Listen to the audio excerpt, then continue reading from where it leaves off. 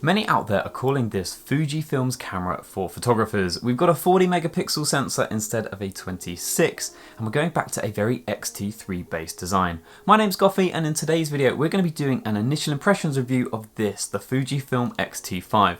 I personally am the owner of an X-H2S, but in the past I've owned the X-T4, the X-T3 and the X-T2. So this is a camera that excites me an awful lot, and I reached out to Fujifilm and they were able to give me this camera on loan for a few weeks. They have absolutely no influence over this review, but I did want to get it out there that this is a review unit rather than my own. I'm going to chuck some timestamps up on the screen now so you can hop around this video if you'd like, but we're going to kick this video off with how it felt taking this camera out of the Pelly case that it arrived in.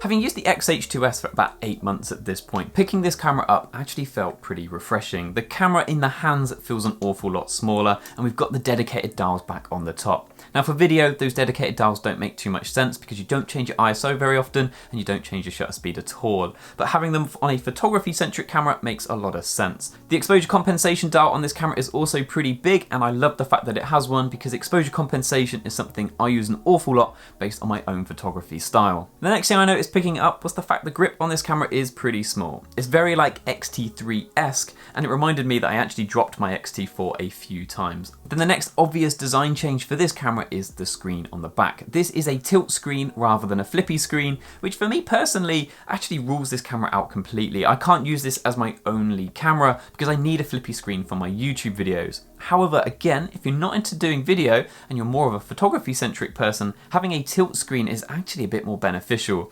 The downside to flippy screens is when you flip them out, they stick out to the side when you want waist level shots, where with a tilt screen, the whole package remains far more compact. In terms of connectivity and memory for this camera, on the right hand side of the camera we've got 2 SD card slots. This means you don't need to go out and buy expensive CF Express Type Bs.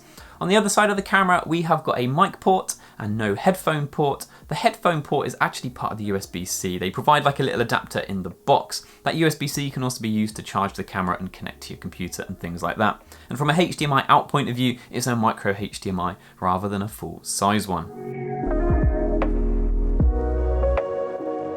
So then enough about the actual design and build of this camera, let's get out and actually use it. Now the main trip that I've taken this camera on was a trip to the beach with Claire, and the camera was armed with the new 23mm f1.4 lens as well.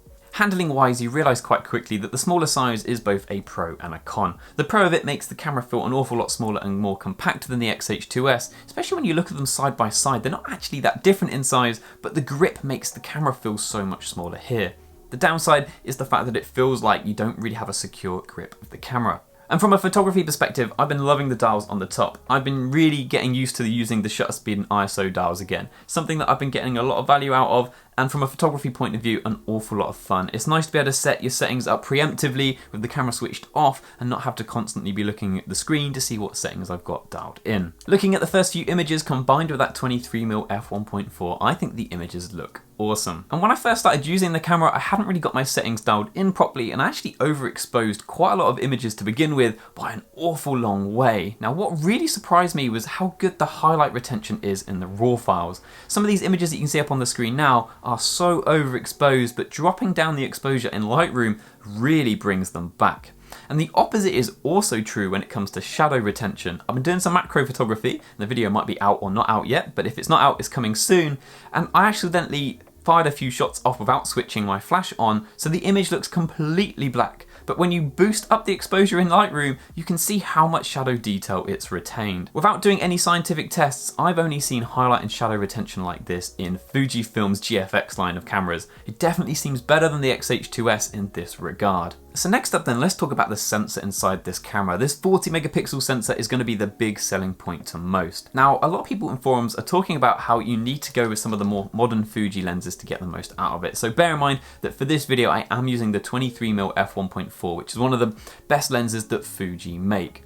And looking at the images, you can see that that 40 megapixel gives you an awful lot of croppability, and cropping into some of these images still results in some great looking files. Now in theory, the downside to that 40 megapixel should be low light. So I've got some comparison up on the screen now in a pretty controlled environment here at my desk, showing you what the X-H2S looks like compared to the X-T5.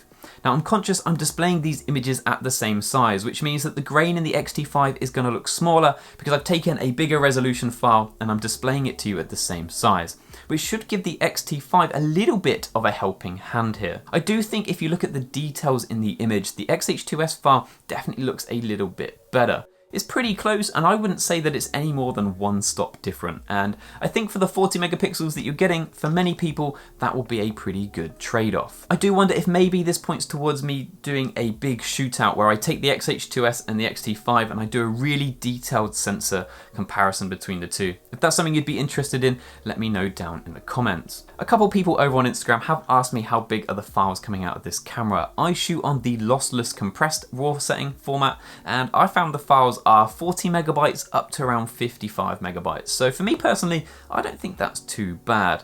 The JPEGs are around the 20 megabyte mark, so again, they're getting pretty big, but they're still not too cumbersome. I think memory is generally pretty cheap these days, that shouldn't be too much of an issue. This camera is also weather sealed. You can see the weather sealing around all of the doors of this camera, and I did accidentally test it. This image up on the screen now is about half a second away from disaster. I didn't realize quite how close this wave was, and me and the camera got soaked. The X-T5 shrugged it off as if nothing had happened, and I moaned about it for the rest of the day. When it comes to autofocus, I think the camera feels pretty good and responsive. For photography on this trip, it nailed eye autofocus pretty much every single time.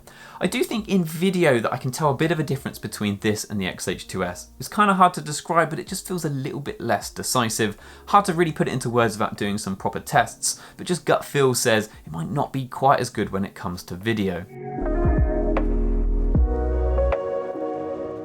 Having sat back and edited some of the photos and had a bit more of a think about this camera, there is one thing that really stands out, and that's the fact that from a photography point of view, this camera is an awful lot of fun to use. Over the last week, I've had both of these cameras in my possession, and for anything photography based, this is the camera I've been going to pick up. And that's something that can be really hard to put a value on, having a camera that actually makes you want to use it. And that's not to say that this X-T5 is a slouch when it comes to video. It's just that I personally am that perfect hybrid user where my photography-videography split is basically perfectly 50-50.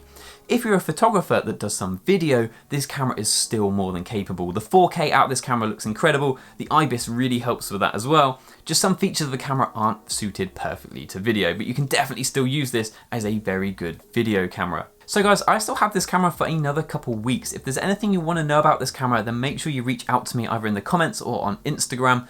And if you've been wondering what all the codes are down at the bottom of all of the images, that links to my stackable preset collection, which is how I edit my images, and you can find a little bit more information about that down in the description. If you've enjoyed this video though guys, please do not forget to like and subscribe. There is plenty more Fuji content coming to the channel very, very soon. Thank you for watching guys. Hope to see you in the next one. Cheers.